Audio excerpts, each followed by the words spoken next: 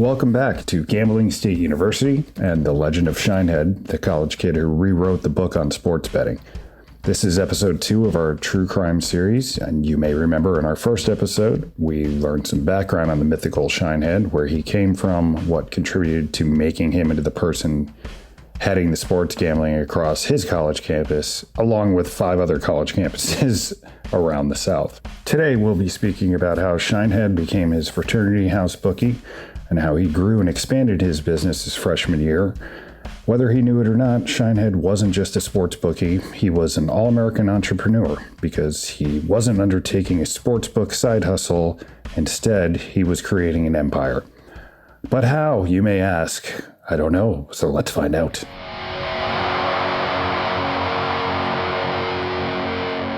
You are now a freshman somewhere in the SEC. You pledge your fraternity, and they accept you. What's their reasoning for accepting you?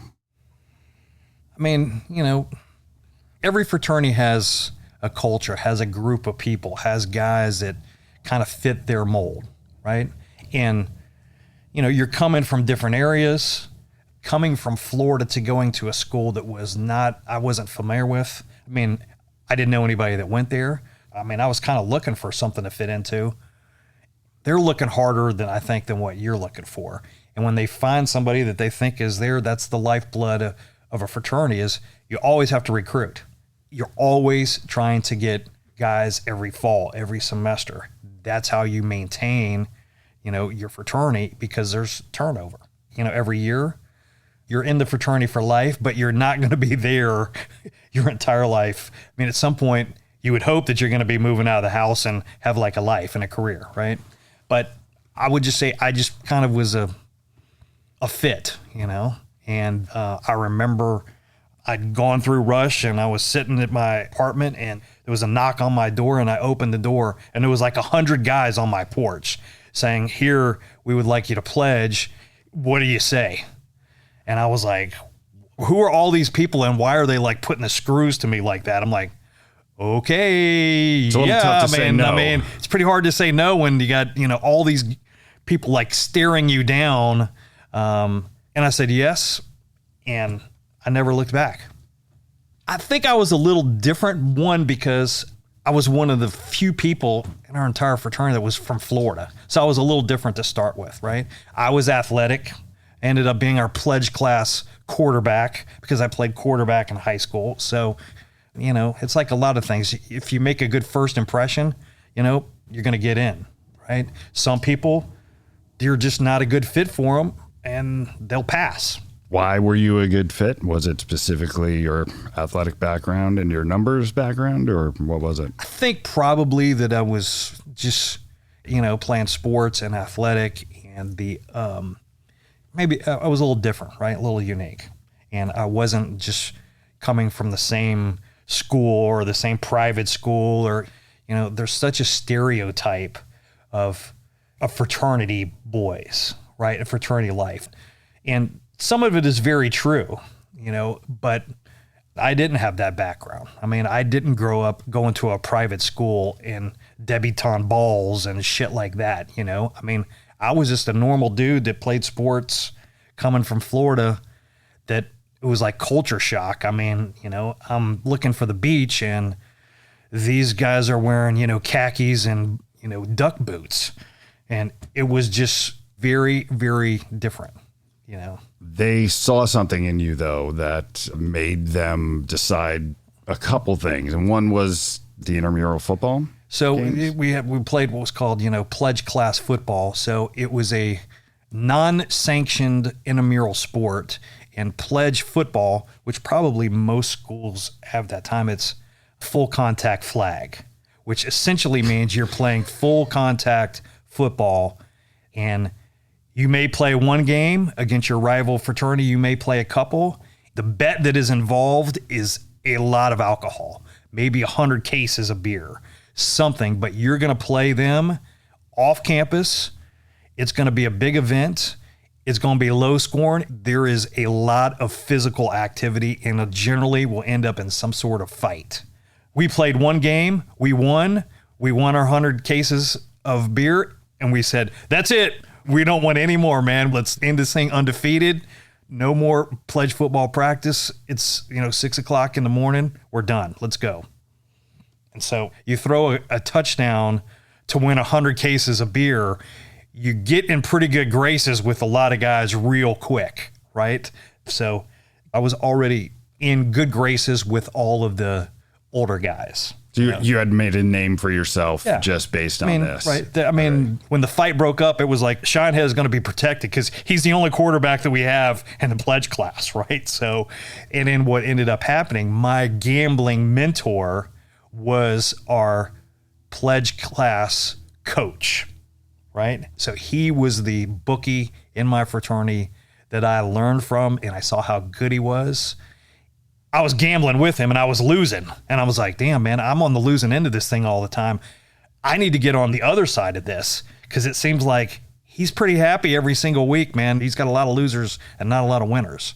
So I kind of inherited or took over the business from him that fall. They knew you were good at math, and that obviously was one of the reasons. You've got a charisma that apparently everyone seemed to like. And you have a background in athletics. It seems to be the perfect formula for you to step up and become a bookie. However, this wasn't something you sought out, correct? They pretty much nailed you for it because of what they saw. Is that fair to say? I started becoming a part of that operation early, right? So I could help drum up business, because I had maybe a little bit different group than the traditional guys there, so I could drum up some more business. Also, that's kind of how I learned on collecting as well. So they would say like, hey, such and such, you need to go find him and let him know that he can't keep running from us. He's got to make good on these things. This is a fraternity brother you're talking about just betting with? Yeah, and then other friends of theirs and other fraternities and things, but it's not easy sometimes with people that are in your own fraternity or your friends saying, hey man, don't let this thing fester here, right? I don't want to come, following you around class and making you look like, an asshole in front of your girlfriend or something. You need to get with the program. So when you say get with the program, you're talking about collecting just from your own fraternity brothers at this point. There's nobody, you're not taking bets at this point in your freshman year. You're basically assigned to the book, correct? Yes. I'm a part of the team. And I got a very, very, very small kickback of that. But I was kind of learning the operation. I didn't really know I was learning the operation, but I was. It was good training, right? It was kind of, bookie and training. And so the thing is it really didn't bother me to have to collect from people that I knew. I mean, a lot of people don't like, asking your friends, hey, you need $55, man. Don't make me come back here looking for it again, right? So that's kind of how it started. And then I saw that was the name of the game, right? The name of the game was making sure that people took you serious and you collected, right? So that was an early lesson for you about learning to collect from your fraternity brothers, despite the fact that it was uncomfortable. That was the best lesson, right? I had to do it. Until you have to start doing it yourself, you don't really know how difficult it is. I mean, it's easy if Kevin walked up here and says, hey, I've got $50 you won this week. Here's your money.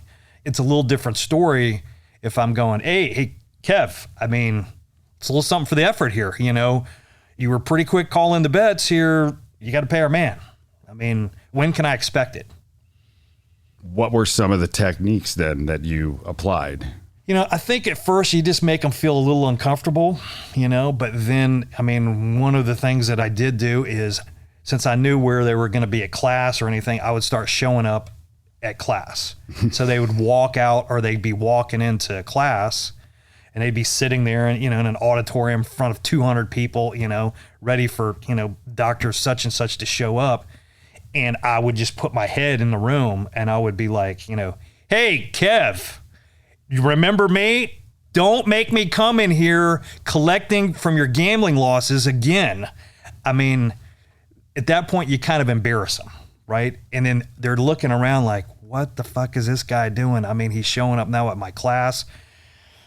I mean, he's kind of making me feel like a real jack off here. I mean, the other one is if I knew that they had a girlfriend, I'd ensure that I showed up right about the time they were hanging out with their girlfriend at somewhere around campus, right? So he's around his girlfriend, somebody he's trying to get with, they're around there, with a bunch of other chicks or whatever. And I'd be like, tapping them on the back. Hey, good to see you. Are you going to come by and see me, Tuesday or Wednesday?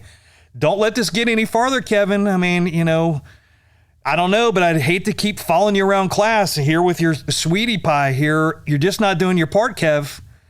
Is there a problem? Because don't make me come back here again. I really don't like following you around, but I guess I'm just going to have to keep doing this over and over.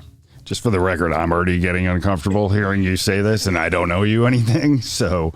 I mean, I wouldn't say I was, I'm 6'2", 225. I mean, I'm bigger than the average guy, but I'm not like who you would you'd walk around and be like scared of, but it's more of the attitude, right? I mean, I've dealt with collectors that weren't big guys, but their attitude caught your attention real fast. You knew that they meant business.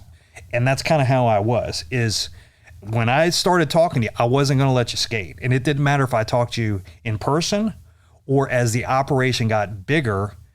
If they said, hey, if Shinehead has to call you, then it's kind of game over, man. Don't let it get to this point. And there were many of times where I would get on the phone and I had no idea who these dudes were. I just knew the amount and where they were in school. And in 30 seconds, I will assure you, they knew that they had a problem that needed to be solved real quick. And I wasn't going to accept no. And I didn't care what they said back to me, whether or not they said they're going to call the cops or this or that. I could care less. I'm like, that's fine. There's the courthouse, man. Police station's right down there. Before we get into those stories, let's talk a little bit more about the responses from the reputation, I guess, you're getting at the fraternity house now, that I'm assuming it's both positive and negative. Even though it's a big school, people know who you're betting with, who your bookie is, who's winning money, who's losing money, who's kind of getting in deep shit, which guys that you can bet with and kind of get away with, maybe skate a little bit, that they're not as relentless. So I was kind of starting to get that reputation that I could take over businesses and books at different houses that really weren't that strong, And some of the guys, they like taking bets for a few people, but they didn't like the collection business. I mean, it can be uncomfortable. Plus it's a lot of damn work. I mean, you got to be super, super organized. I mean, when you got hundreds and hundreds and then thousands of people that are betting through you, I mean, you're writing this shit down in a notebook. I mean, there wasn't no computer programs. I mean, you're calculating W's and L's every single time. I mean, it's hundreds of bets. It's thousands of bets every Saturday. Minus 55, minus 11, plus 10. You win the amount you bet. You lose how much you bet, plus the 10%. The bookie is, you're starting with a 10% chance of being ahead, even if they're 50-50. I mean, they've got to be 60-40 just to break even. And it's pretty hard to pick winners 70-80%. And it's real easy to go like 1-9 on a weekend. I mean, that is very, very common for people to just go on bad streaks. As a bookie or as a bettor? Bettors. College gamblers are terrible. They suck. I mean, they're not disciplined. They bet a ton of games because they bet a lot of games because they want to watch them, right? They want to be involved. They're not disciplined to just bet a couple that they think they really know what's going to happen. They're going to bet, 5, 6, 7 games. And there's some of them, they really don't have a really good idea of what it is. Well, listeners, I'm starting to see and hear a pattern, which is probably the same pattern Shinehead used to capitalize on naive college kids who seem to bet with their hearts, not with their heads. Episode 3 is where Shinehead goes into detail about expanding his business across state lines to other universities, along with his baptism under fire of the gambling, or dare I say, collection business. I'm Kevin Skeeney, along with the man himself, Shinehead. Please join us for more true crime collegiate fun on our next episode. Thank you.